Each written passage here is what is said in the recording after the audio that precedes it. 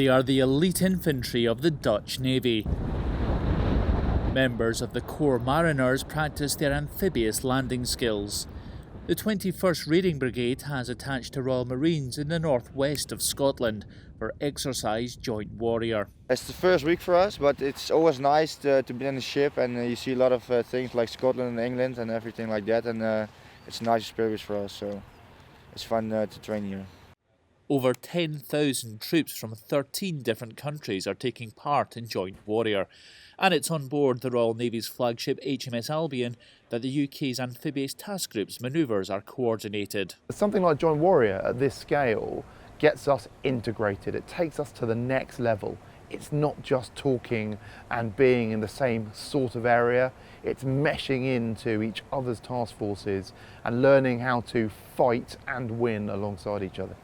The exercise sees the task group taking on the role of a NATO force defending one country against the aggression of another. Joint Warriors held every second year, making sure the Allies are ready to cooperate when they're called into action for real. It keeps the enemy guessing is the big thing that it does, because when you've got a whole pile of ships with a whole pile of Marines on board, then they're not quite sure where you're going to land, and depending on where you land influences what that enemy or adversary force could do. So a maritime task group and an amphibious task group creates uncertainty in an adversary's mind. There's been extensive cooperation between Dutch and Royal Marines in areas of operations, logistics and materials, and the relationship's often held up by NATO as the best example of military integration between two nations. It's especially important that we will learn to work together with the other NATO partners, so that if we need to work together, that we know each other and we know how to work together.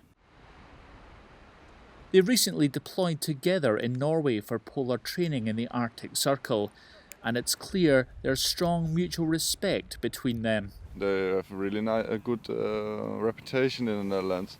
We also like to work together with them because, how do you say it? They are good in their job too, you know what I mean? They are very good in their job.